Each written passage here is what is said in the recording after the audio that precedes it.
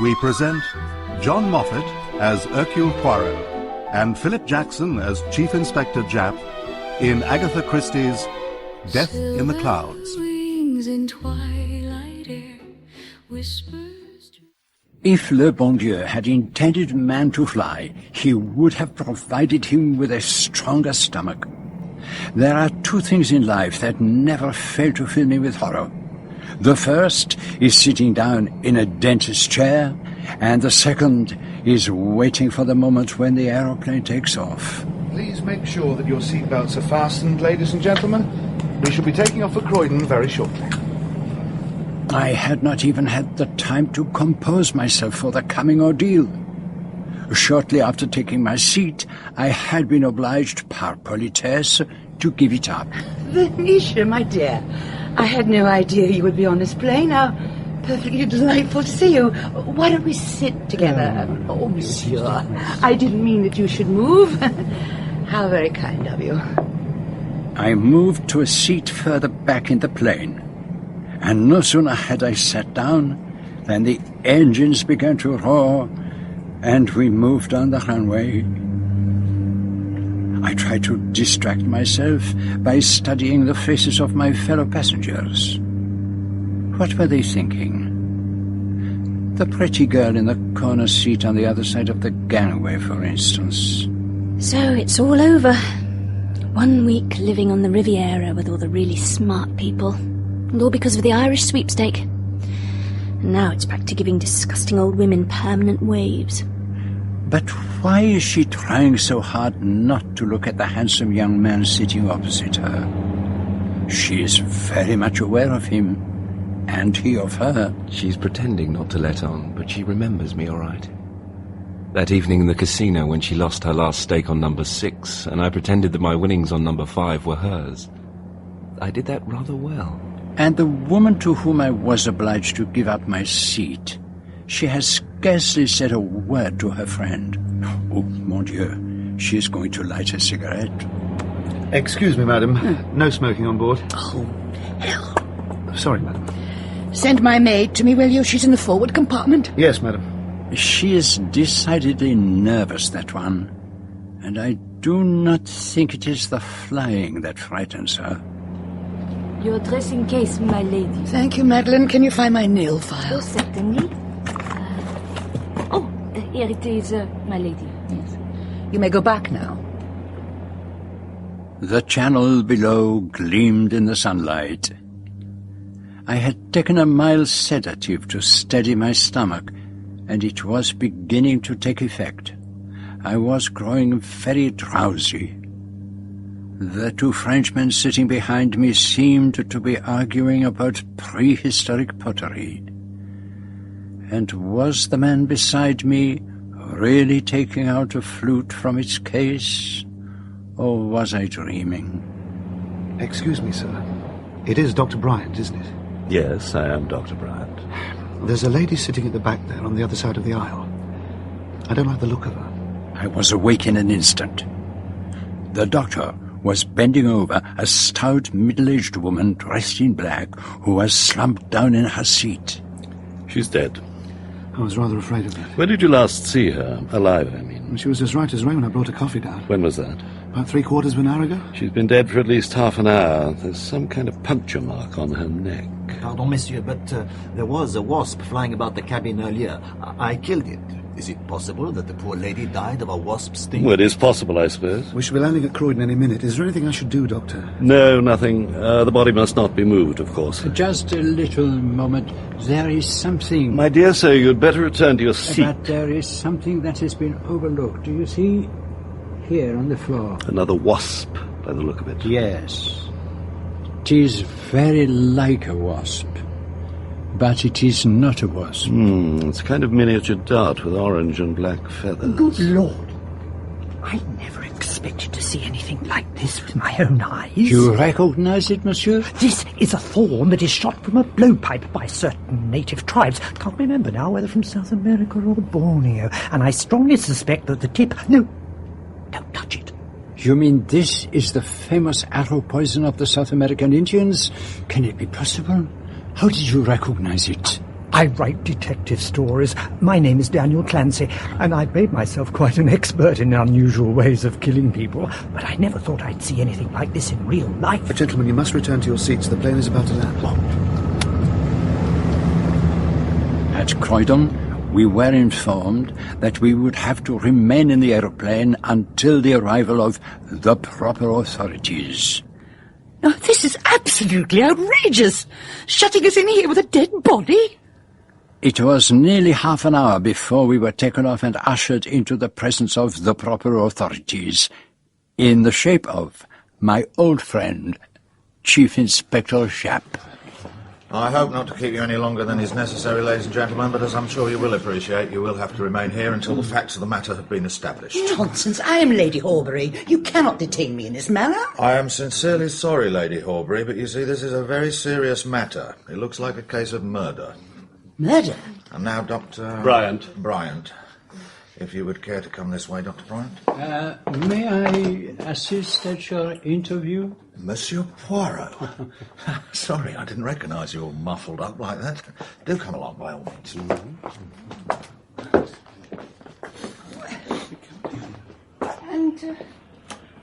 And why should that funny little man be allowed out, while the rest of us have to stay cooped up in here? It's probably something to do with the French police. Whoever he is certainly most observant. But at least they can't stop me having a cigarette in here. Excuse me, but didn't we meet at the casino at Le Pinay? Yes, I think we did. Didn't you point out that I'd forgotten to pick up my winnings? I was very grateful that you did. Do you think that woman really was murdered? They seem to think so. It's rather thrilling in a way, rather nasty at the same time. You've got a knack of turning up in the most unexpected places, Monsieur Poirot. And is not Croydon Aerodrome a little out of your beat, my friend? I'm after rather a big bug in the smuggling line. Better luck my being on the spot like this. It's the most amazing business I've come across in years. Can you give me any idea of the cause of death, Doctor? I should not really like to say anything definite at this stage. Our surgeon will be examining the body, of course. I don't think we need keep you. I'm afraid you'll have to go through the same formalities as the other passengers. I should be only too happy. I prefer you to make sure that I haven't got a blowpipe concealed on my person. My sergeant will take care of that.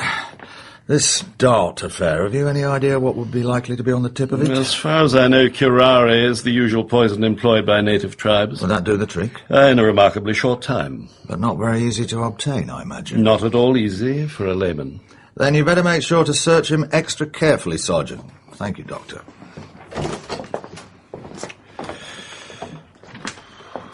Poor business, this.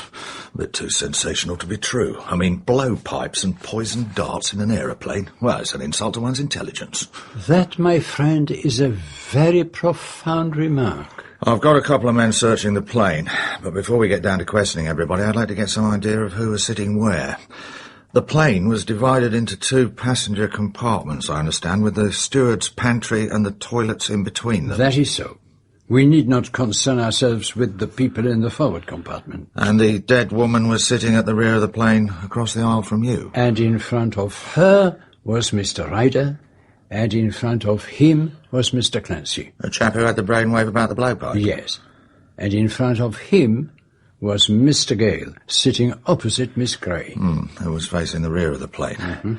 So who was on your side of the gangway? The 2 Duponts were sitting behind me at the rear. And Dr. Bryant was beside you. Who was in front? The Countess of Horbury, with the Honourable Venetia Carr sitting opposite her. That seems clear enough. Passengers will probably be hopping mad by now, but even so, I think we'll see the 2 stewards first. But the stewards revealed remarkably little, other than that the dead woman, Marie Morisot, was a regular passenger. Business of some kind, I suppose. You don't happen to know what her business was? No idea, I'm afraid. Did she speak to anyone on the plane or show any sign of recognition? Not that I saw, sir. Did she leave her seat at any time? No, sir. Permit me one little question. Did you notice a wasp flying about the plane? There was no wasp that I know of. Nor had Lady Horbury, who had noticeably calmed down by the time she was called, seen the wasp. And did you have any previous acquaintance with the dead woman, Marie Morisot? No, she was quite unknown to me. And you didn't notice anything unusual during the flight? Nothing. But I was facing towards the front of the aeroplane. And did you leave your seat during the journey? No. Did anyone else? I think 2 of the men passengers went to the cloakroom, but I can't be certain. And you didn't see anyone handling anything that looked like a blowpipe? A blowpipe? Was that how she was killed? No, I certainly didn't. We've got to find that blowpipe, Poirot, if there really is such a thing. I suppose that writer chap hasn't gone off his onion and decided to do one of his crimes in the flesh instead of on paper. Why do you not ask him, my friend? Have you ever owned a blowpipe yourself, Mr. Clancy? Yes, I have, as a matter of fact. I was writing a book, you see. It was all a question of the position of fingerprints on the blowpipe. I had to know exactly, you see. So I bought one from somewhere in the Charing Cross Road. Do you still have it? Well, yes, I think so. Where is it now? Well, I suppose it must be somewhere around. What exactly do you mean by somewhere around? I don't quite know where it is. Is it with you now, for instance? No. No, I haven't laid eyes on it for months. Did you leave your seat at all on the plane? No, certainly. At least, yes, I did. And where did you go? I went to get a Continental Bradshaw out of my raincoat pocket. And where was that? At the back of the plane. So you passed just by the dead woman's seat? I suppose I must have done. Tell me, my friend, did you notice a wasp? A wasp? I certainly did. It tried to sting me. Then it went over to where those Frenchmen were sitting. One of them killed it, I think. Looks pretty fishy to me. He actually owns a blowpipe, and he went all to pieces when I asked where it was. Perhaps that was your threatening manner, my friend. I never threaten Poirot. You should know that. There's nothing for anyone to be afraid of if they're telling the truth. Anyway, if it isn't him, it'll be those 2 Frenchmen. A very sinister-looking pair. And they've got a battered old suitcase plastered with foreign labels of all sorts. I bet they've been to Borneo in South America. You mark my words, they're up to something. Oh, my friend, they are hardly the cutthroats. They are 2 very distinguished archaeologists. You're pulling my leg. Not at all.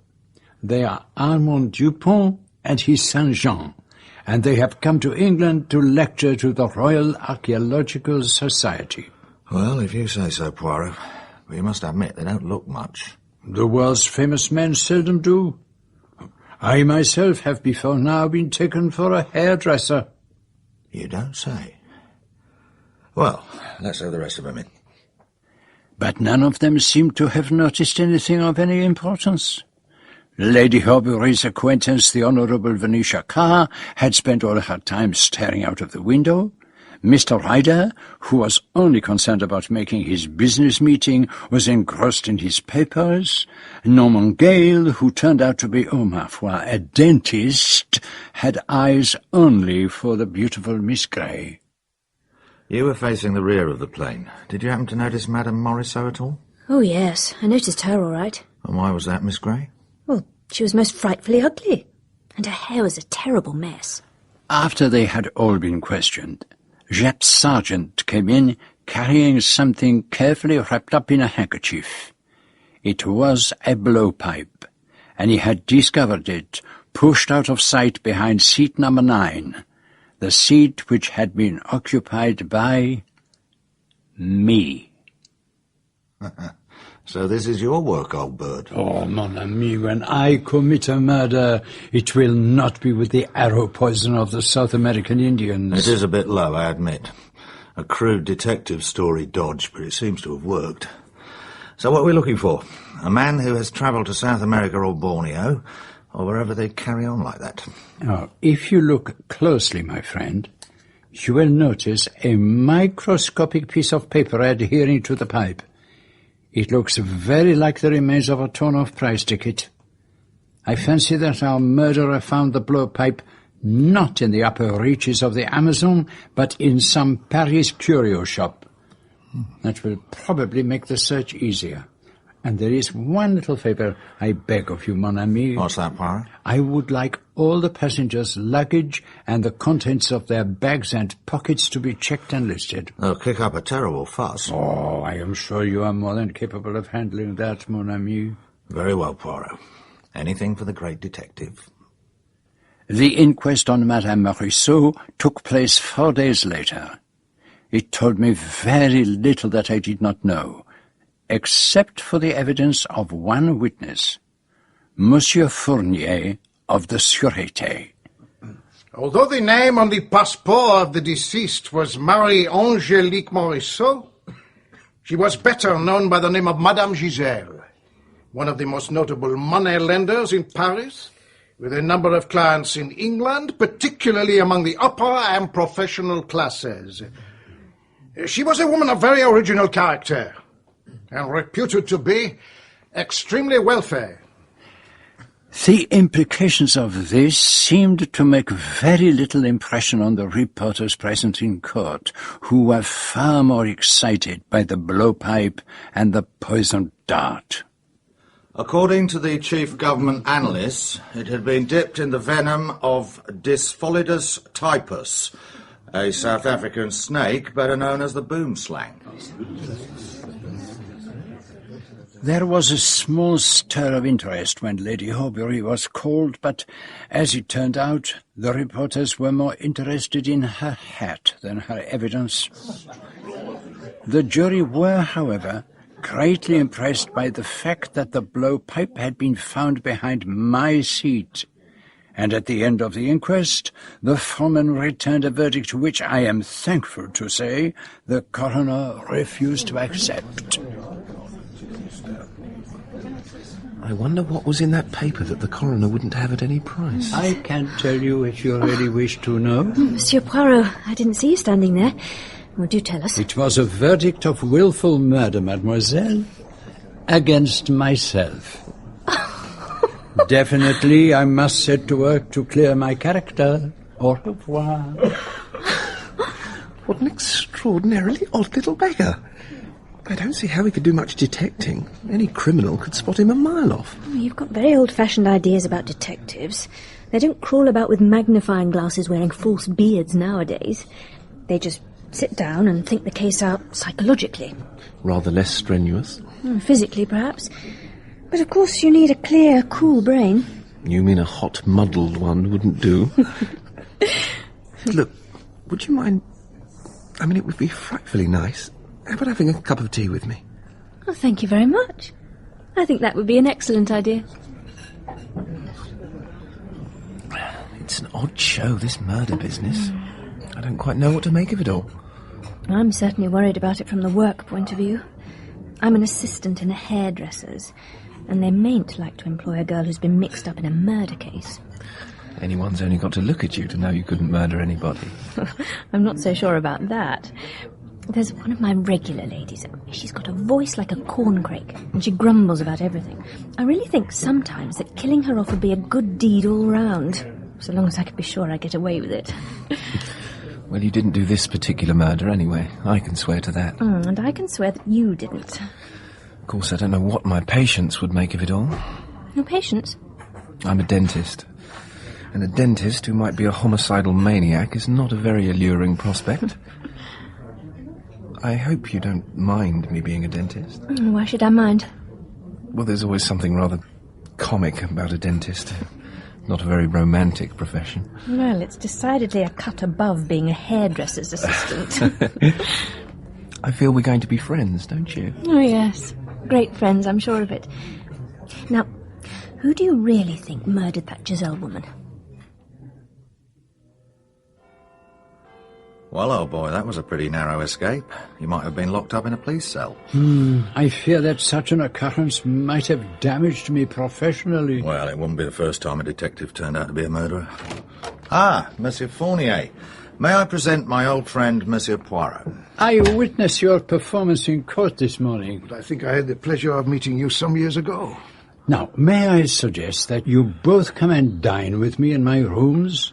Oh, that is, if you and my old friend Jacques do not object to my collaboration. That's all right, old cock. After all, you were in on the ground floor, so to speak. Even if it was up in the clouds. A delicious meal, Monsieur Poirot. You have disproved the common assumption that it is impossible to eat well in England. A bit Frenchified for my taste, but quite respectable in its way. A meal should always lie lightly on the stomach. It should not be so heavy as to paralyze thought. And we're certainly going to need our thinking caps this evening. Tell us what you can about this Giselle woman, Monsieur Fournier. To tell the truth, I know very little, particularly as far as her private life is concerned. She was a woman of business, a woman who enjoyed power, and she would never allow sentiment to affect her commercial instinct. Would you say she was an honest woman? According to her own lights. What exactly do you mean by that? The law could have called her to account if only evidence had been forthcoming. Oh, come on, don't beat about the bush. What was she up to? Chantage. Blackmail. Of a very special kind. It was Madame Giselle's custom to lend money on what you call in this country note of hand alone. She must have had a very special kind of clientele. Her customers lay exclusively among the upper and professional classes, classes particularly vulnerable to the force of public opinion. And easy victims of blackmail. She had her own very efficient intelligence service. It was her custom, before lending any large sum of money, to collect as many facts as possible about the client in question. At the same time, she was scrupulously honest. She never made use of secret information to obtain money that was not already owed to her. But there must have been cases when she had to write off a debt. What happened then? The information in her possession would be made public. Well, all this opens up a very pretty line in motives for murder. And then there's the question of who's going to come into her money. Can you help us there at all, Mr. Fournier? There was a daughter. She did not live with her mother. Indeed, I believe that Madame Morisot had not seen her since she was a tiny child. But she made a will many years ago, leaving everything, apart from a small legacy to her maid, to her daughter, Anne. As far as I know, she's not made another. Her fortune is large? I'd guess 8 or 9 million francs. Just as well the young lady wasn't on that plane, or she'd have been our top suspect.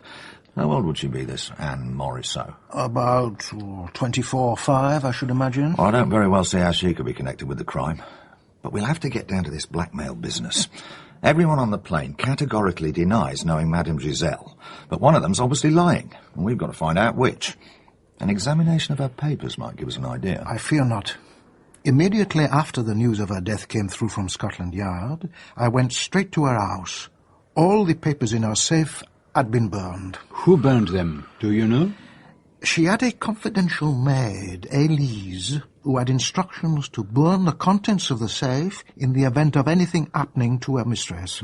She evidently had her own strict code of morality. Exactly. She was ruthless, but she kept faith with those who kept faith with her. Right. Well, let's get down to it, shall we? There were 11 passengers in that part of the plane, including the dead woman, and there were 2 stewards. It doesn't seem very likely that either of them would have been borrowing money on a grand scale, but we can't exactly rule them out. They were up and down the gangway, and one of them could easily have taken up a position from which they could have used that blowpipe. Mind you, of all the damn fool ways to commit a murder. And yet it succeeded, did it not? We 3 sit here talking about it, but we have no knowledge of who committed the crime. That is success. Right, let's take a look at the passengers, starting up the end of the steward's pantry and the toilets. Seat number 16, that's the hairdressing girl Jane Grey. Frankly, I don't see her taking out a loan from the old girl, and I don't think a hairdresser's assistant has the slightest chance of laying her hands on snake venom. It's not as though they use it in hair dye. An error on the murderer's part, perhaps? Only about 2 people in 100 would be likely to have any knowledge of it. Now then, number 12, sitting opposite her, Norman Gale. Very much the same applies to him. Small fry. Though I suppose he might have a better chance of getting hold of the snake venom. Which is not an injection usually favoured by dentists. And he did leave his seat to go to the toilet. But that's in the opposite direction from Madame Giselle. To kill her with a blowpipe, he'd have needed the kind of thing that would make a right-angled turn. So he's pretty well out of it. I agree. So, we'll cross the gangway to seat 17, the Honourable Venetia Carr. I suppose she could have borrowed a bit from Madame Giselle, and she could just about have taken a sporting shot diagonally across the cabin. Surely Lady Aubrey is a far more likely suspect. I happen to know she had been losing very heavily at the baccarat table in Le Pinet. She's certainly the type of person to be mixed up with Madame Giselle. But how could she have done it? She didn't move during the flight. She'd have had to kneel up on her seat and lean over the top of it with all the other passengers looking on. Have you considered Dr. Bryant? Big boy in Harley Street. Not very likely to go to a French moneylender. But I bet he could pick up a test tube of snake venom as easy as winking. I assure you, my friend, I have not forgotten that point. Mind you, Ryder in seat number 4 was directly in front of the woman. He went to the toilet. He could have taken a pot shot at her on his way back. The only thing is, the archaeologists would have been bound to notice. Which leaves us with them. Their position in the cabin is pretty good from my point of view, and they've knocked about the world. They could easily have got hold of snake poison. It is possible, yes. But you don't believe it's likely? To be honest, I do not. So, let's take a look at where we stand. Jane Grey, Norman Gale, Venetia Carr. No obvious motive, and possibility practically nil. Lady Horbury, motive strong, possibility nil. Dr. Bryant could have a motive, and possibility good. Clancy, motive doubtful, possibility good. Ryder, motive uncertain, possibility fair. The DuPonts, poor as regards motive, good as to means of obtaining poison. A very precise summary, Chief Inspector. Of course, there's a fair bit of checking up to do. Will you investigate the DuPonts when you get back to Paris, Monsieur Fournier? Of course. I shall return tomorrow morning. There may be something to be got out of Madame Giselle's maid, now that we know a little more about the case. And what about you, Monsieur Poirot? Are you going to take a hand? Oh, yes. I should like to accompany Monsieur Fournier, if I may. Enchanté. You've been very quiet over all this. Any ideas? Have you the list of the belongings of the passengers, my friend? It will be on my desk, first thing in the morning. Perhaps you would like to take a look at it before you accompany Monsieur Fournier back to Paris. I would be delighted, my dear Jap. Most of it's pretty routine stuff, as you can see. James Ryder, business cards, pigskin note case. And a letter informing him that a loan had been successfully negotiated, otherwise we'd be in Quiz Street. Silver cigarette case, match folder, letter signed Maudie, making appointment at the Trocadero. Dr. Bryant, cigarette case, lighter, and he was carrying a flute in a case. Huh? Strange. I thought that was a dream. Norman Gale had a briar pipe and an empty matchbox, white linen coat, dental mirrors, dental rolls of cotton wool. And the DuPonts were carrying several hollow tubes which they said were Kurdish pipe stems. Well, they could have done the job just as well as a blowpipe. Daniel Clancy, newspaper cutting about arsenic poisoning, a golf ball, Continental Bradshaw, and the manuscript of Murder on Vesuvius. Miss Carr, 2 cigarette holders, receipted hotel bill, Paris, photograph of 2 spaniels. Miss Grey, tube of aspirin, French phrase book, casino counter for 5 francs. Lady Horbury, diamond ring, and like her friend Miss Carr, 2 cigarette holders. Complete makeup outfit in her dressing case and a small bottle labelled boracic powder. Boracic powder, my eye. The white stuff in that bottle was cocaine. Nothing to do with our case, perhaps. But I've an idea that her ladyship wouldn't stick at much to get what she wanted. Have you seen this morning's sketch? Sun worshippers. The Countess of Horbury and Raymond Barraclough at Le Pinet. He plays small parts in films, does he not? There isn't much material in that bathing dress of hers, is there? I will take the newspaper with me, if I may. Want to have a close look, eh? Well, any of this stuff about the passengers been of any use to you? On the face of it, your list seems to point plainly to one person as the murderer. Are you pulling my leg? Oh, no. Quelle idée. But at the moment I cannot see why, or even how. Now I must be on my way to Croydon. Well, have a good flight, and keep your eyes open for poisoned darts. And so, once again, I subjected mon pauvre estomac to the hazards of the air. But the flight was smooth, and I had the antics of Monsieur Fournier to distract me. He had with him a small tube of bamboo, which, at intervals during the flight, he would put to his lips, always aiming in a different direction. And whenever he did so, every eye in the cabin was fixed on him. On our arrival in France, we drove directly to the house of Madame Giselle in the Rue Juliette, where her maid Élise Grandier was waiting for us. Please, come in, messieurs. I decided that my best course was to sit quietly in a corner and say nothing. Poisoned? Oh, there is no question of that. No, mademoiselle. No question. Whoever would have dreamt of such a thing? Well, that is perhaps where you can help me. You must know who were her enemies. Why should Madame have enemies? Oh, come, mademoiselle. The profession of money-lender must always involve a little unpleasantness. It is true that sometimes her clients were not reasonable. They made scenes? They threatened her? Oh, no, monsieur, it was not they who threatened. They were sorry for themselves, protesting they could not pay, but they usually paid in the end. You had no pity for them? Why should I? They lived beyond their means and had to borrow. Why should they expect to keep the money as a gift? Madame was always fair and just. She lent and she expected repayment. Were you aware of the means Madame used to make them pay? I knew nothing, monsieur, nothing at all. You knew enough to burn her papers. She had left me instructions that if she met with an accident or died away from home, I was to destroy them immediately. Very well. Now, listen carefully. It is possible that Madame was murdered by a person about whom she held damaging information that was in those papers. Now, it would be quite understandable if you glanced through those papers before committing them to the flames. No, monsieur, I looked at nothing. The papers were in a sealed envelope. I burned it without undoing the seal. It is a pity. You acted honorably, but it is a pity. Before she left for England, did Madame say anything to you that might be of any help to us? No, monsieur. She had been away at Le Pinet. She was in good spirits and business was going well. She directed me to telephone Universal Airlines to book a flight for England the following day. The early morning one was booked up, but I obtained a seat on the 12 o'clock service. Did any clients come to see Madame on that last evening? I believe there was one client. Georges, the concierge, would know. Mademoiselle, we will take our leave. What is it, Monsieur Poirot?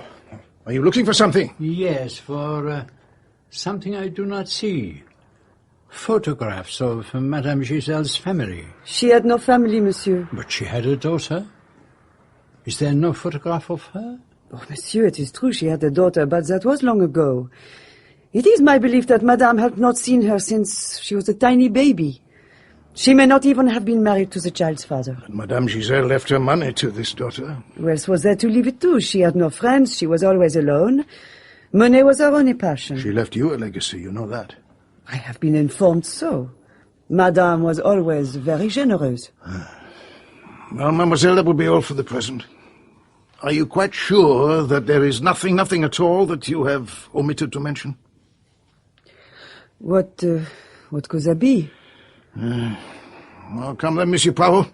We must take our leave. If you permit, I will follow in a little moment. Of course. I'll have a word with the concierge. Au revoir, mademoiselle. Is there something you wish to ask me, monsieur? Have you any idea, only an idea, who might have murdered your mistress? No idea at all. I have already said so to the police. You might say one thing to them and another to me. Why should I do that? Because it is one thing to give information to the police and another to a private individual. That is true. Shall I tell you something, mademoiselle? It is part of my business to believe nothing I am told, nothing that is not proved. I do not suspect this person or that person. I suspect everybody. Are you saying that you suspect me? No, Elise. Whoever murdered Madame Giselle was a passenger on that aeroplane, but you might have been an accomplice. You might have passed on to someone the details of your mistress's journey. I did not. I swear I did not. I believe you. But nevertheless, there is something you conceal. In every case of a criminal nature, everyone keeps something back. That is so with you. When my friend, Monsieur Fournier, asked you if there was nothing you had omitted to mention, you were troubled and evasive. What is it that you are holding back? Oh, it is nothing of importance. Let me be the judge of that. Monsieur, I am in a difficulty. I do not know what Madame would have wanted me to do. There is a saying that two heads are better than one. Will you not confide in me? Very well, monsieur.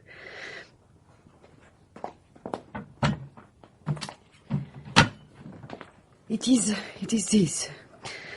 This little book was Madame's. It went with her everywhere. When she was about to depart for England, she could not find it. After she was gone, I came across it behind the head of her bed. I did not know what to do with it, so I kept it in my room. You see my difficulty, monsieur. I believe that you acted with the best intentions. But let me see if there is anything in this book that will aid us. I do not think that you will find anything of use. It is a private memorandum, but there are numbers only, no names. CX256, Colonel's Wife Station Syria, Regimental Funds. GF342, French Deputy, Stavisky Connection. Le Pinet, Monday, Casino 10:30, Savoy Hotel 5 o'clock. It means nothing, monsieur. Or so it seems to me. It may be very valuable. I will see that you will not be blamed for not handing it over to the police. Monsieur is very kind. One last question, mademoiselle. When you reserved a seat on the plane for Madame, did you ring up Le Bourget or the office of the company? I rang the office of Universal Airlines in the Boulevard des Capucines. Thank you, mademoiselle. That is where you score, my friend. The private individual gets far more out of witnesses than we ever do through official questions. But did the concierge tell you nothing? It was a lady who visited Madame Giselle on the night before she came to England. He did not identify her from any of the photographs, or at least he said he did not, but when I showed him the daily sketch, he gave a little start of recognition. Ah, and in the notebook there is a significant entry. CL52, English peeress, husband. She is, I understand, an addicted gambler. Nothing could be more likely than she should borrow for Madame. And the husband? Either the husband was expected to pay up for his wife's debts, or she had some hold over Lady Aubrey, a secret which she threatened to divulge to the husband. Something to do with the newspaper photograph, perhaps? Perhaps. There are more entries in the book which may refer to other passengers. RT367, Doctor, Harley Street. Dr. Bryan, perhaps? There's not much to go on. Anyone else? GF45, attempted murder. Well, that could be anyone. A murderer with a blowpipe, perhaps? The blowpipe. I have had a report from the Sûreté.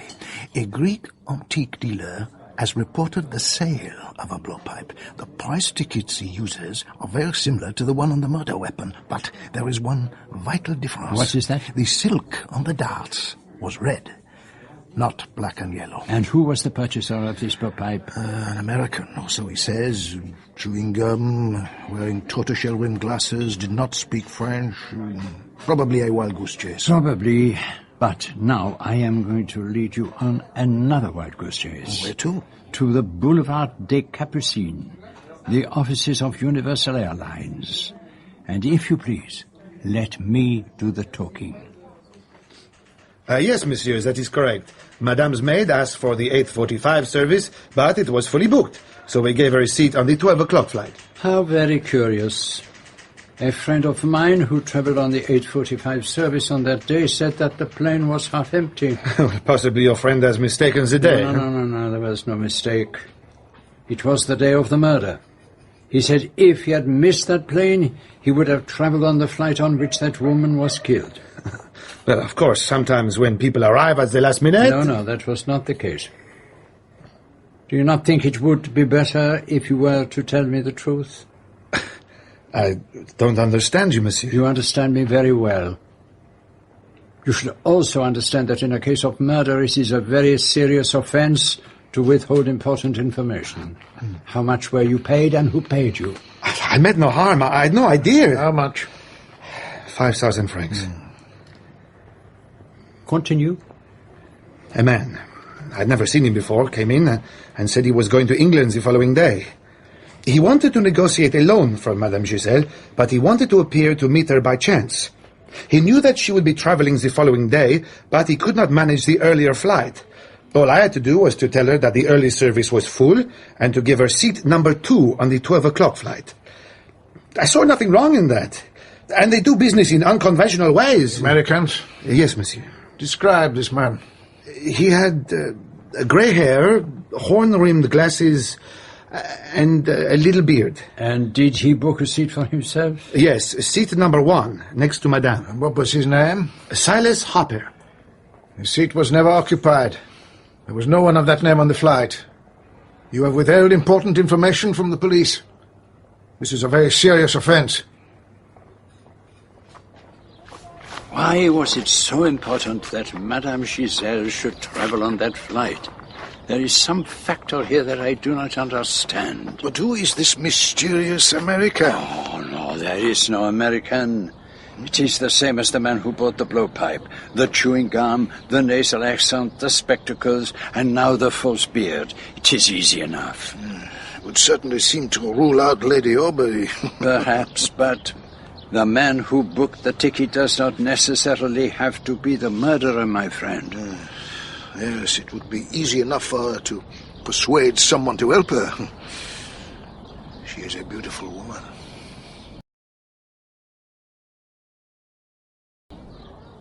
Murder has a strange way of bringing people together. To have been close to a mysterious death, to share the ordeal of a coroner's court, establishes a bond of friendship between perfect strangers. Jane Grey, lunching alone at a Lyons Corner house, was suddenly aware of a face at the next table that was vaguely familiar to her. Excuse me, mademoiselle, but do you not recognize me? We have not been introduced, it is true, unless you call murder a form of introduction. Oh, of course. You were on the plane. Jean Dupont. And I'm Jane Grey. So you're still in England, then? You permit that I join you? Yes, of course, please. My father has been in Edinburgh to give a lecture. We are returning to France tomorrow. Oh, I see. The police have not yet made an arrest? Oh, I haven't read anything in the papers. Perhaps they've given it up. Oh, no. They never give it up. They work silently, in the dark. Don't. Give me the creeps. Yes. It is not a nice feeling to have been so close when a murder was committed. Who do you think did it? It was not I. She was far too ugly. You mean you would rather kill a good-looking woman than an ugly one? Is it really so strange?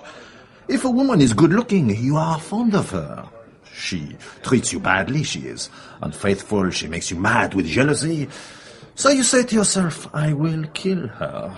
It will bring me satisfaction. And does it? That, mademoiselle, I do not know, because I have not yet tried. But an ugly old woman like Madame Giselle, who would want to kill her? I suppose that's one way of looking at it.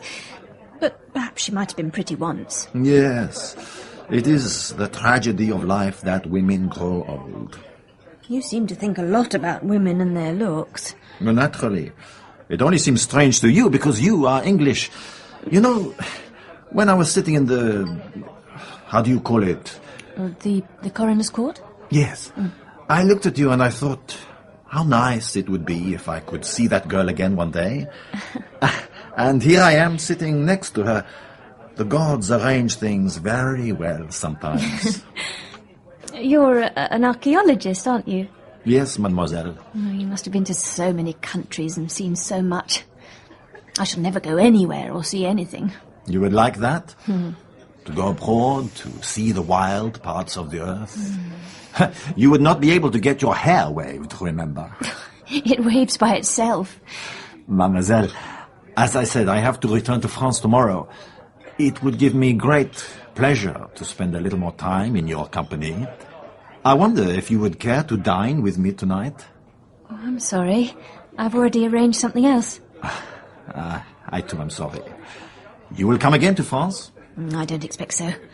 I doubt whether I shall win the sweepstake again. The sweepstake? Oh, a kind of lottery. You are a gambler.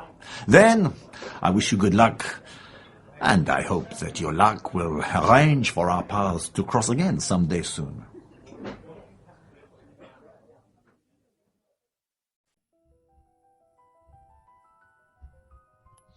I've hardly spoken a word all evening. Is something the matter? No, nothing particular. Things going badly? Not frightfully well. It's a bad time of year. Don't be idiotic. One time of year is as good as any other for a dentist. Are people cancelling their appointments because... Because they don't want to sit in a dentist chair and be practised on by somebody who might be a murderer? Half of them are scared stiff of going to the dentist at the best of times, and now... Oh, it's so unfair. It makes me feel so guilty. Why should you feel guilty? Because I've become quite a draw at Antoine's. Everybody wants me to do their hair so they can hear about the murder at first hand. I've even talked Antoine into raising my wages. Whereas, as far as I'm concerned, if things go on like this, I shall have to pack it all in and emigrate to Canada or somewhere. I'm sure it won't really come to that. I feel so much at the mercy of things. If I were a young man in a book, I'd get down to finding out which of the passengers on the plane really did the murder. Well, now's your chance. One of them's sitting over there in the corner by himself. Don't turn round, I don't want him to notice us. Who is it? It's Mr. Clancy, the man who writes detective stories.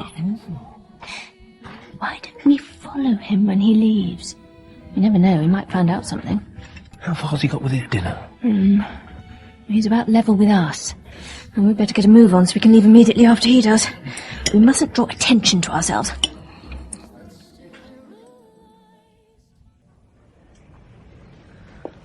What the devil's he up to? He keeps stopping and starting and changing direction. Is he trying to throw us off the scent, do you think? I don't believe he's actually noticed us at all. Oh, he stopped again. Well, why is he looking at the butcher's shop? He seems to be chattering away to himself. What's the matter with him? And off he goes again. He's certainly getting a move on. We're going to have a job keeping up with him without being noticed.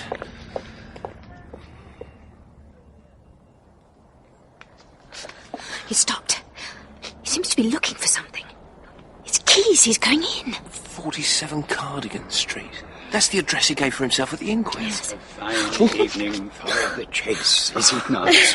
Monsieur Poirot, are you still trying to clear your character? Ah, you remember our little conversation?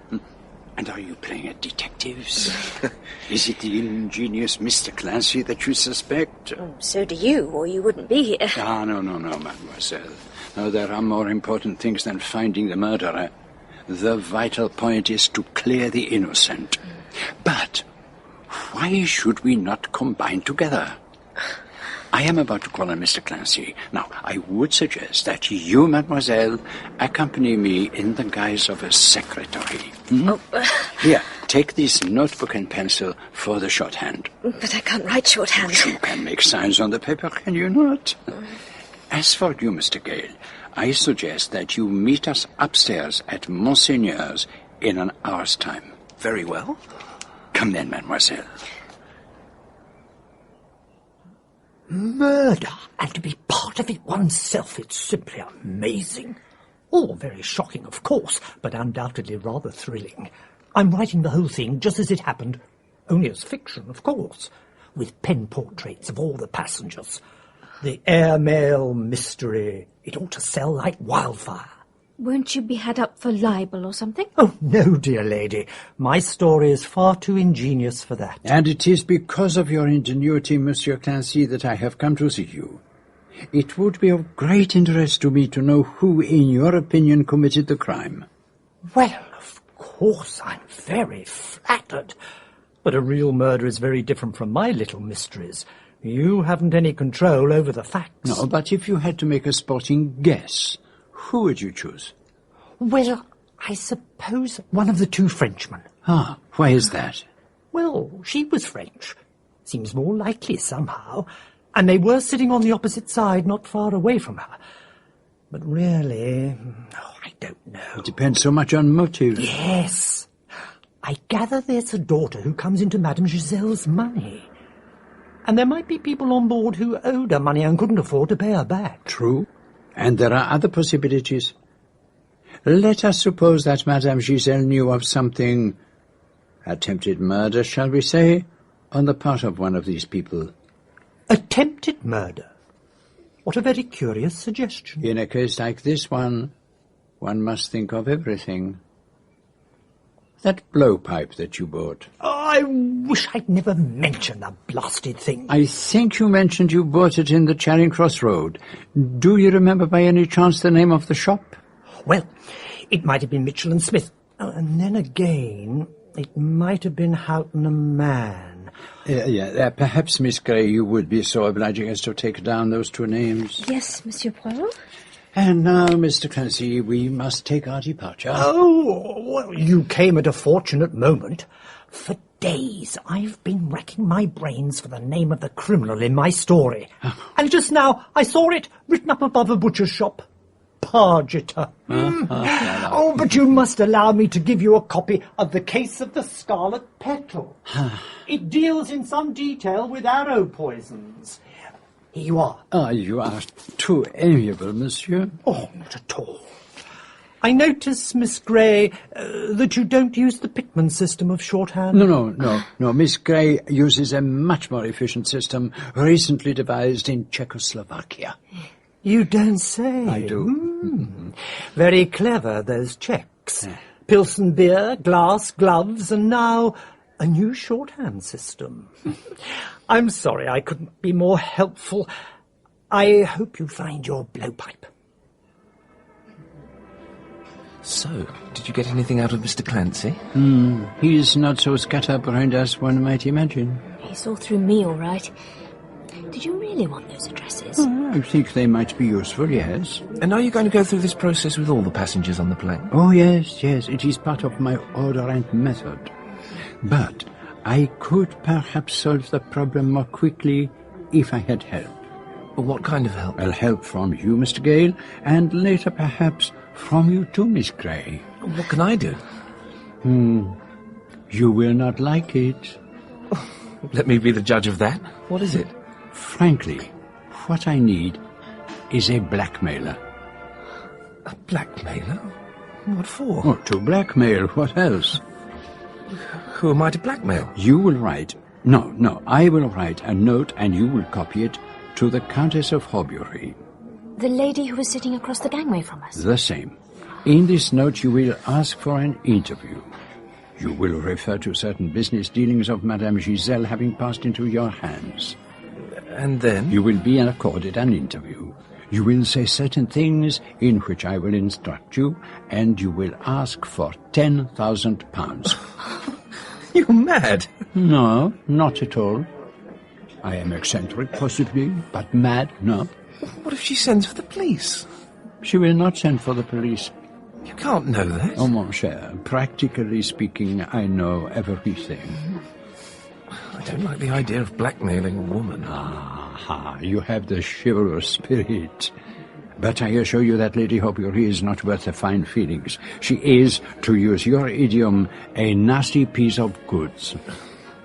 All the same... All you have to do is to produce a certain effect. After that, the ground is prepared, and I can step in. All right, I'll do it, but I don't like it. Good. Now, take this down. This is what you will write. To the Countess of Horbury. Dear Madam, re Madame Giselle, deceased.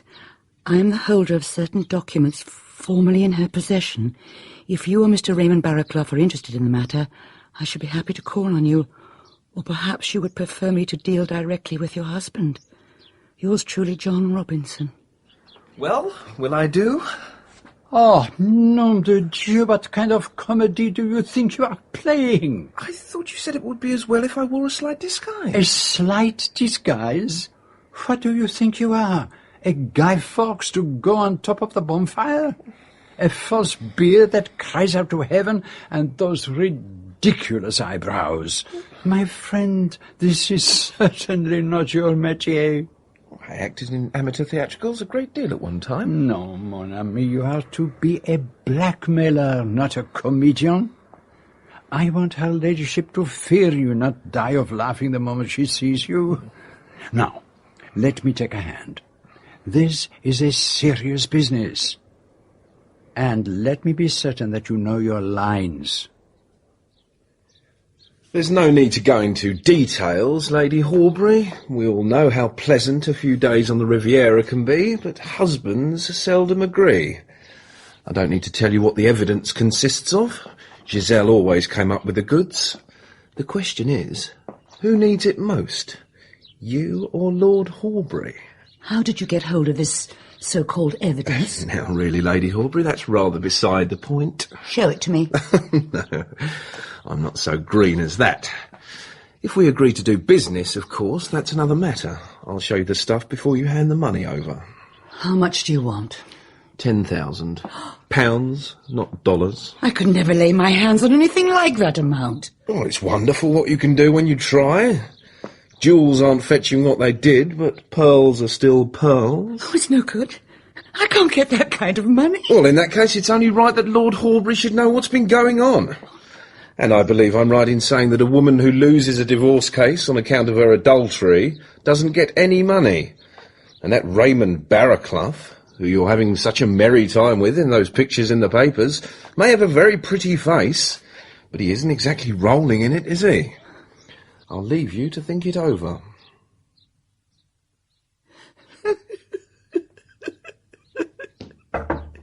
What is it? Monsieur Poirot is here to see you, your ladyship. Oh, is he? What does he want? He said he was here at the request of Mr. Barraclough, my lady. Then you better show him in, but give me a moment, will you? Madam, I entreat you to look on me as a friend. You are, I know, in great trouble. Oh, I don't know what you're... Écoutez, I do not ask you to give away your secrets. I know beforehand. That is the essence of being a good detective. A detective?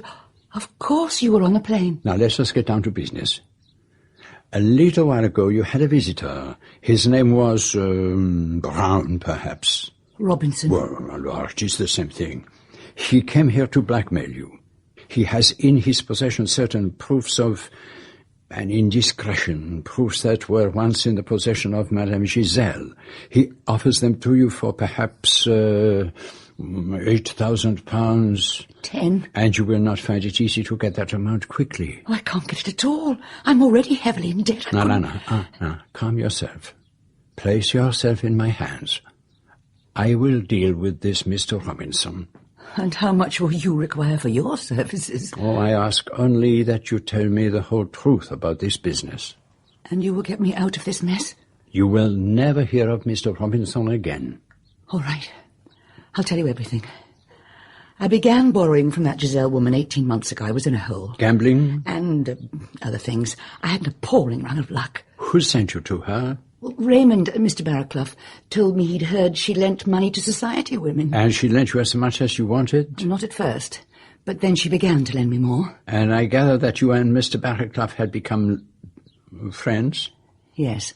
But you were anxious your husband should not know about it. Stephen's tired of me. He'd have jumped at the chance of a divorce. He wants to marry somebody else. But you did not want a divorce. Well, no, you see, You liked your position as Lady Horbury too much, and the use of your husband's ample income. It wasn't enough, but I couldn't ask him for more. And you could not repay Madame Giselle? No, I couldn't. So her death was quite providential. Well, it seemed too wonderful. I simply couldn't believe it. But it made you a little nervous, did it not? You alone of the passengers on that plane had a motive for wanting her dead. Yes, I was in quite a state about it. Especially since you had been to see her in Paris the night before and had something of a scene with her. Well, she wouldn't budge an inch. I think she actually enjoyed it. And yet you said at the inquest you had never seen her before. Well, what else could I say? But I felt pretty safe even when that dreadful inspector kept badgering me with questions. And then that awful letter came and I was afraid. Afraid of exposure? Or of being arrested for murder. But I didn't kill her. You know I didn't. I never moved from my seat. I believe you, madame, for two reasons. First, because of your sex, and secondly, because of a wasp. A wasp? But that does not make sense to you. Well, let us attend to the matter in hand. I will deal with Mr. Robinson, but in return for my services, I will ask you two little questions. Was Mr. Barraclough in Paris the day before the murder? Yes, we dined together, but he thought it better that I should see Madame Giselle alone. And one further question. You were on the stage, I believe, before you were married, and called yourself Cicely Bland. Was that your real name? No. My real name was Martha Jebb. And you were born where? Doncaster. But why do you... Oh, mere curiosity. To tell you the truth, Poirot, I'm not very happy at all about the way this case is going. The more I look into things, the less I get. If only we could come up with a single clue. I will give you 3. And I will give them titles like the names of Mr. Clancy's stories. The Clue of the Wasp, The Clue of the Passenger's Baggage, The Clue of the Extra Coffee Spoon. You're potty, old fruit. What's all this about a coffee spoon? I questioned one of the stewards. He remembered noticing 2 spoons on a Madame Giselle's saucer. That's supposed to mean a wedding. In this case, my friend, it meant a funeral.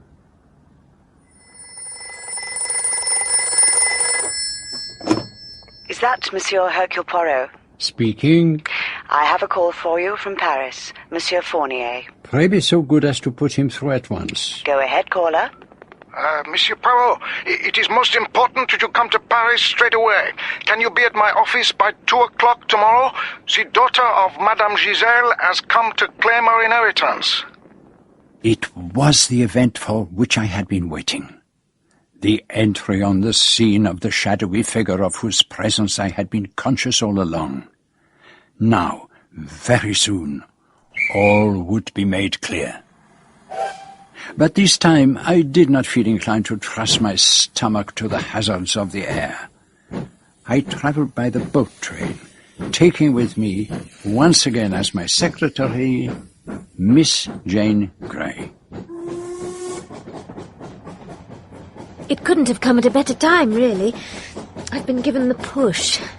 The push, mademoiselle? I had a row with Antoine. I lost my temper with a customer. Oh. She really was an absolute cow. I was feeling nervy, and I just let rip and told her what I thought of her. I ought to be looking round for a new job, I suppose, but I couldn't resist your offer of a few days in Paris. And the good Mr. Gale, he has no objections? Well, why should he? He doesn't own me. He's much too concerned with trying to make up his mind whether to move to Canada or New Zealand. But what's all this about? Do you want me to trail around and do my phony shorthand act? Now, the object of my journey is to meet the daughter of Madame Giselle. But I wish also to speak further with the Duponts. Now, perhaps while I am taking on the father, I will leave the son to you. You remember him from the inquest, I imagine? I've seen him since then. I ran into him at Lyons Corner House. Ah, excellent. Better and better. But listen carefully. I do not want you to tell him about the daughter of Madame Giselle. It might be as well if, without actually saying it, you could convey the impression that Lady Horbury is suspected of the crime. You don't think he did it, do you? No, he is not exactly top of my list, but I am keeping open all my options until I have encountered this mysterious figure who is about to step into the limelight.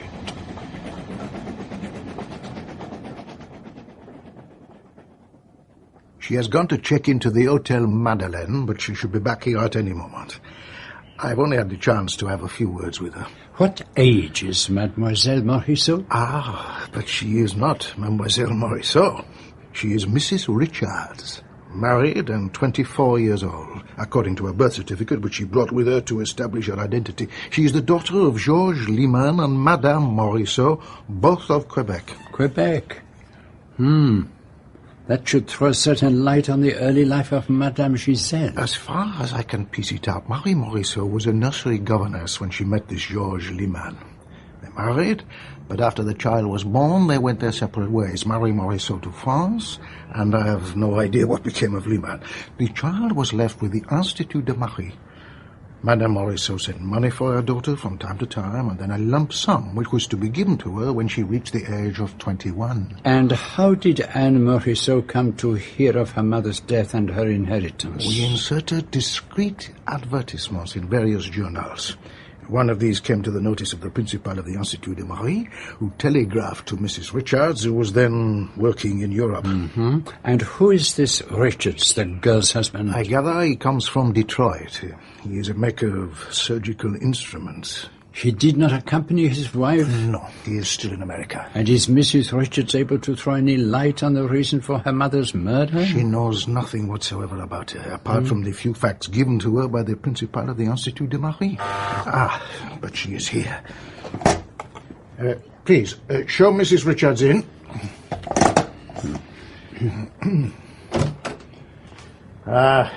Madame, allow me to present Monsieur Hercule Poirot, who is kindly helping the police in their investigation into your mother's death. I am pleased to make your acquaintance, monsieur. Though my feelings in this matter are hardly those of a daughter. To all intents and purposes, I have been an orphan all my life. The head of the Institut, Mère Angélique, is the nearest I have had to a mother. And you left the Institute when, madame? When I was 18. I worked for a time as a manicurist and then in a dressmaker's shop. Mm-hmm. And when did you meet your husband? A little over a year ago. I was in Nice, and he was about to return to America. He came over again on business to Holland, and we were married in Amsterdam a month ago. He has already gone back home, and now I am about to join him there. And the first you heard of the tragedy was from Mère Angélique? Oh, no, I read about it in the papers, but I had no idea the victim was my mother. Then I received a telegram from the Institut de Marie, and I presented myself here. I'm very happy to answer your questions, monsieur, but I do not really see how I can help you. After all, I never knew my mother. You are disappointed, mon vieux. You had some idea about that girl. Did you suspect, perhaps, that she might be an impostor? No, I never thought that. And the young lady seems genuine enough. It is odd, though. I feel that I have met her before. But no matter. She has no light to shed on the mystery, and it all makes less and less sense. I must put through a call to Quebec. Well, did you have any luck? A little. I spoke with Mère Angélique at the Institut de Marie, and she confirmed all that Mrs. Richards told us about her upbringing there. Madame Giselle seemed to think that it was better for the child to grow up away from her influence. But how did Mrs. Richards come to be in Nice? It's rather an unlikely place for a good little convent girl. Apparently, she had a job as a lady's maid, and she came to Europe in that capacity. And what about her father? What happened to him? That was the main reason for my telephone call. He was an obvious suspect. But he was killed in the early days of the war. There was something I was saying a moment ago, something that... Please excuse me, I'm still listening. It's just, I've got a jagged nail. I need to find a nail file. Nom du nom! What's the matter? I remember now why the face of Anne Richards seemed familiar to me. She was in the aeroplane on the day of the murder. Huh? Lady Horbury sent for her to get a nail file. Anne Richards was Lady Horbury's maid. Oh, please, mademoiselle, will you telephone Monsieur Fournier and ask him to come here straight away? This changes everything. But why did no one mention this before? Why was she not included among the suspect persons? Because she was not on the passenger list. I have spoken to Lady Horbury, who says that her maid usually travel by rail and boat. It was only at the last moment that she decided that she should accompany her. But where was she during the flight? In the front part of the aeroplane. Yes, I remember now. Lady Horbury sent for her just after the plane had taken off. She didn't appear again. Where did she go for the nail file? Do you remember, mademoiselle? To where the coats and cases were, at the rear of the plane. Past where Madame Giselle was sitting. The poison must have had a delayed effect. But it is not possible. Oh, can all my ideas have been entirely wrong? Oh, mon vieux, such things happen. They happen to me. They do not happen to me. But it does not make sense. If it was only arranged for her to travel on the plane at the last minute, how could she have known that her mother would be a passenger? Oh, mon Dieu. What is it? What's the matter? I was not wrong. I am sure of it. And if that is so, then Anne Richards is in imminent danger. I must go to her hotel immediately. Will you have the goodness to remain here, mademoiselle, in case there is any further news? Yes. Come, mon ami. There is not a second to lose. What is it, Monsieur Poirot? What has happened? Did you find her? Life is very terrible, mademoiselle. What do you mean? When we reached the hotel, we were told that she had left with an American for the Gare du Nord. An American? She was surprised to see him, it seems. He put her in a taxi, but did not go with her. He said something about the boat train. But did they find her? Oh, yes. When the train reached Boulogne, she was slumped across her seat, with a little blue bottle in her hand. It had contained prussic acid.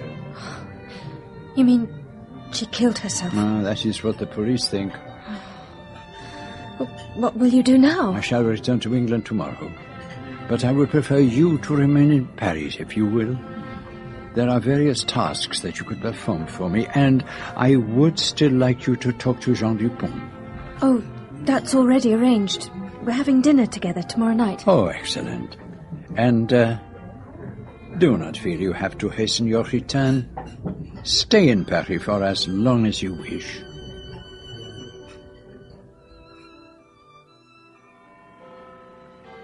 Well, old cock, trouble certainly seems to follow you about. What happened? Did the girl kill her mother and then poison herself out of remorse? That is the official view. But not yours, eh? There are a few little matters which I would be greatly obliged if you could look into. Always ready to oblige. And I would like you to dine with me in 2 days' time. Mr. Clancy will be coming, and Mr. Gale also. I think we should have a very interesting evening. This really is an honour, Monsieur Poirot, to have a demonstration of what I might call your methods at first hand. And with a first-rate dinner thrown in? Oh, you can always count on Monsieur Poirot for a good meal. It helps to sustain you through what follows. My friends, I will start at the beginning. I will go back to the airliner Prometheus and its ill-fated flight from Le Bourget to Croydon. See what I mean? When, shortly before we were due to land, I suddenly awoke to find the steward asking Dr. Brandt to take a look at Madame Giselle, I had a feeling it might be something in my line. Whenever I come into contact with death, I am like the dog who lifts his head and sniffs the scent. Oh, you've got a good nose for murder, all right. At first, the cause of the poor woman's death seemed a complete mystery. Didn't somebody suggest she might have been killed by a wasp? One of the French chaps said it had flown in his face and he'd swatted it. And it was a perfectly plausible theory. There was a curious mark on the woman's neck. But at that moment I happened to look down, and I saw what might have been the body of another wasp. In actuality, it was a thorn, with a piece of yellow and black silk attached to it. Mr. Clancy, of course, knew exactly what it was. A poison thorn, shot from a blowpipe in the manner of a native tribe. By the time we reached Croydon, several ideas were working in my mind. Once I was on terra firma, my little grey cells began to work with all their natural brilliance. Go it, Monsieur Poirot. Don't let's have any false modesty. I was struck by the audacity of the crime being committed in such a manner, and by the astonishing fact that nobody noticed it being done. There were 2 other points that interested me. One was the convenient presence of the wasp. The other was the discovery of the blowpipe. Pushed down behind your own seat. Real cheeky, that was. But why had the murderer not got rid of it by passing it through one of the ventilating holes in the windows? Because perhaps he wanted it to be found. But why? There could only be one logical answer. Because, in fact, the blowpipe had played no part in the crime. But surely the poison dart was the cause of death. I mean, there's no doubt about that, is there? Oh, no, the medical evidence confirmed that. So, I shut my eyes and asked myself, what is the surest way of placing a poisoned thorn in the jugular vein? And the answer came immediately. By hand. So why did the murderer go through all the blowpipe business? Because the blowpipe conveyed the suggestion of distance.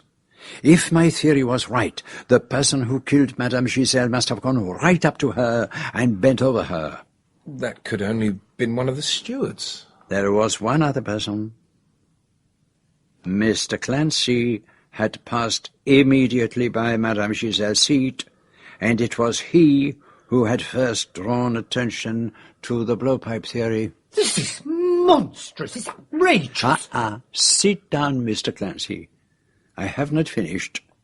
I am simply showing you the means by which I reached my conclusion. Next, I turned my attention to the wasp. You had that wasp in your bonnet. What was curious was that nobody had noticed it until after coffee had been served. It seemed that the murderer might be offering an alternative solution to the blowpipe, that Madame Giselle had been stung by a wasp and had succumbed to heart failure.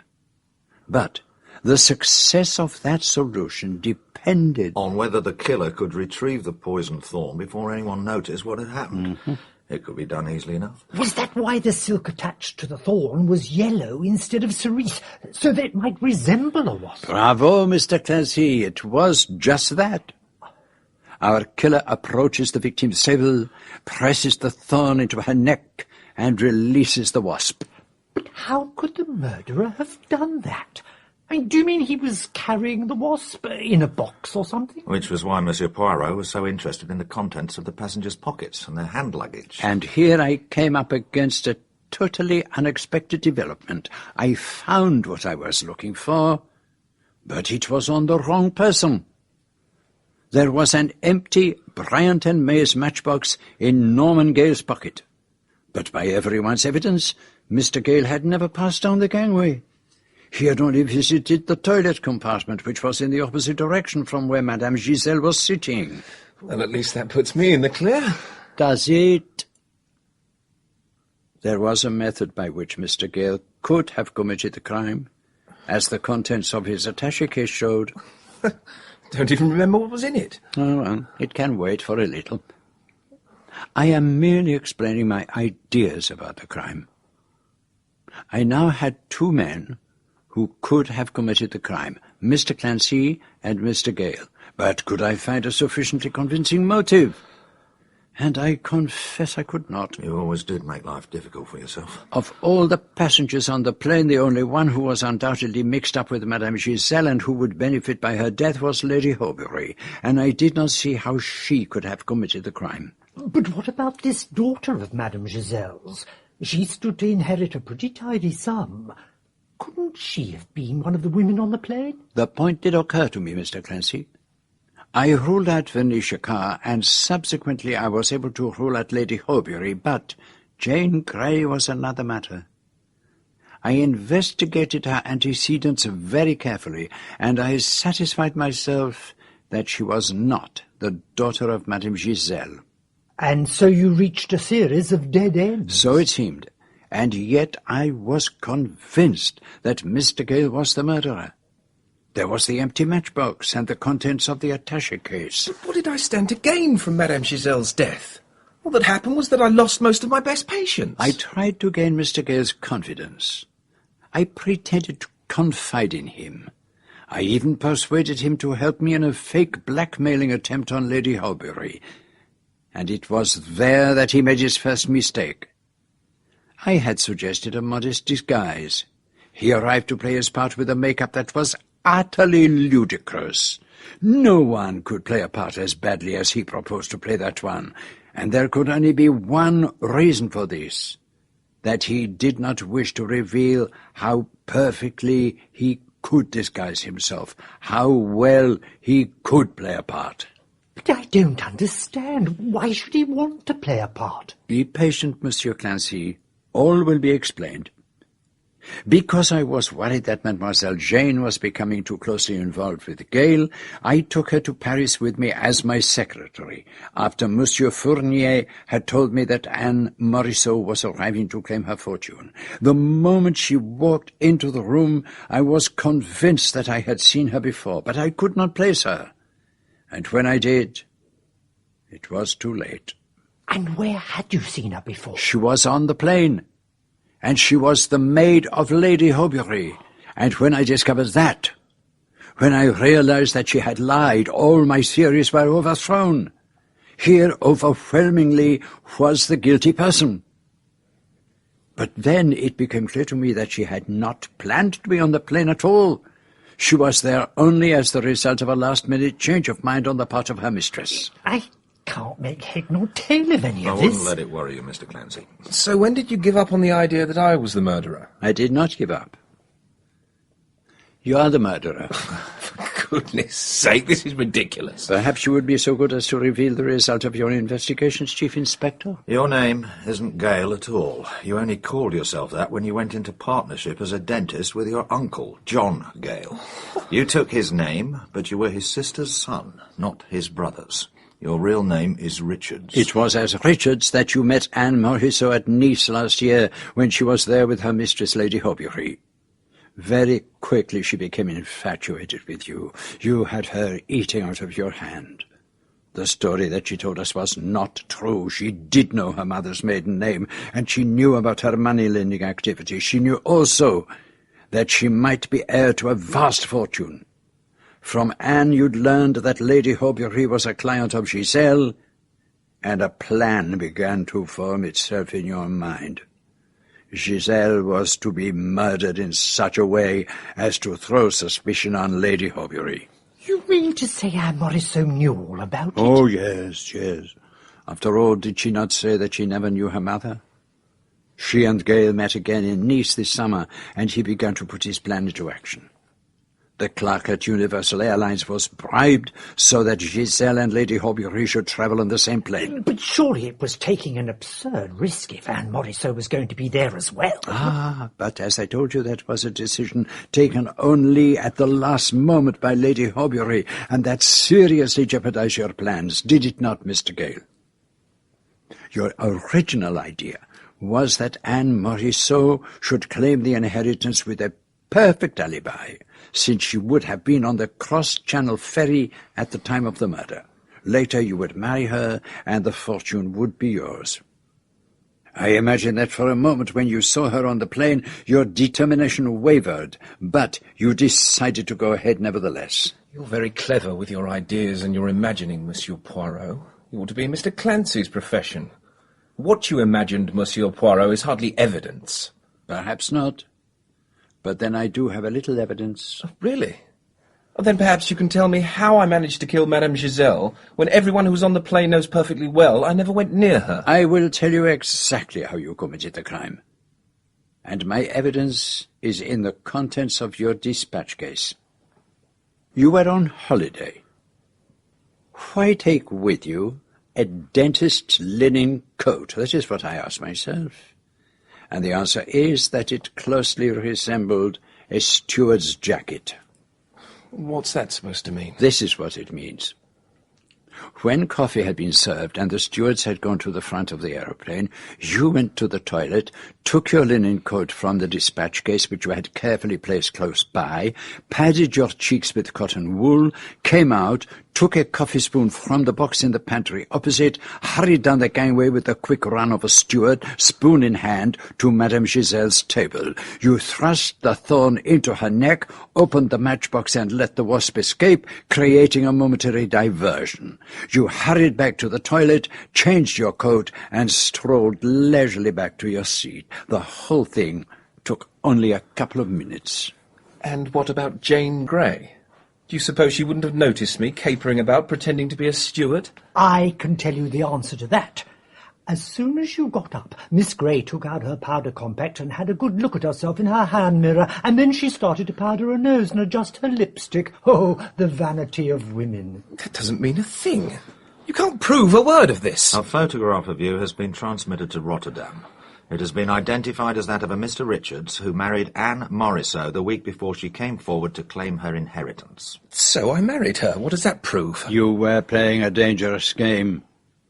For over a year you had been planning to marry her in order to secure her inheritance from her mother, but in the meantime you had fallen very seriously in love with Jane Grey, and things were moving too fast for you. You heard that I had interviewed Anne Morisot, and you were worried that I might get the truth out of her. You hustled her out of her hotel and onto the boat train. You wanted to get rid of a woman who was already beginning to have second thoughts, and to free yourself to marry Jane Grey. You forced prussic acid down your poor wife's throat and left the empty bottle in her hand. You're making this up, every word. You even left your fingerprints on the bottle. That's impossible. I was wearing... You were wearing gloves. I don't think we need hear any more. James Richards, alias Norman Gale, I hold a warrant for your arrest on the charge of willful murder. I must warn you that anything you say will be taken down and used in evidence. Monsieur Poirot, this has been absolutely the most thrilling experience of my life. I cannot thank you enough. No. The good Jap deserves as much credit as I do.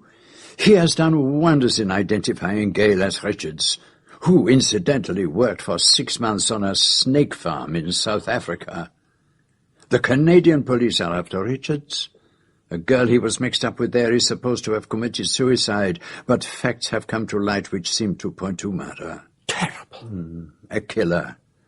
And like so many killers, fatally attractive to women. That poor girl, Jane Grey. Yes, but she has courage. She will come through. And I trust she will find happiness with the young Dupont. Can you be sure of that? I have done everything in my power to make it sure.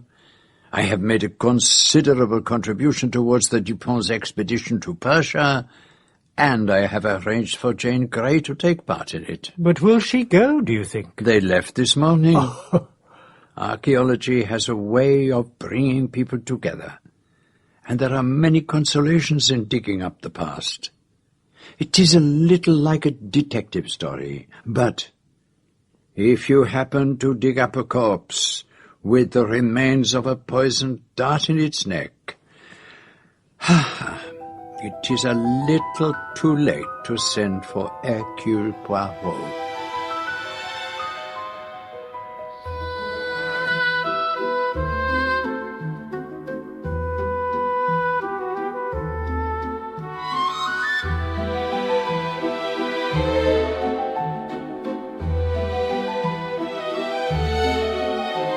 Silver wings in twilight air, whispers drifting everywhere, perfume secrets, folded lies, shadows dancing in disguise. A fragile hush, a silent cry, something lost above the sky.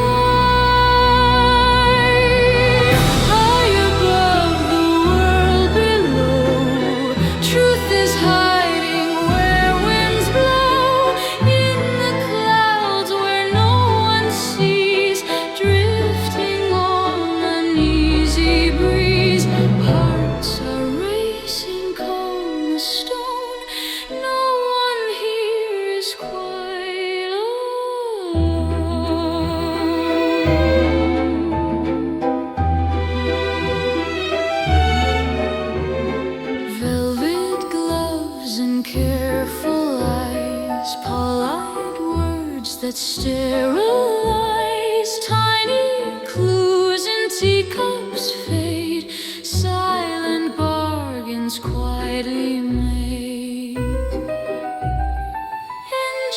hum a steady rhyme, ticking hands are marking time.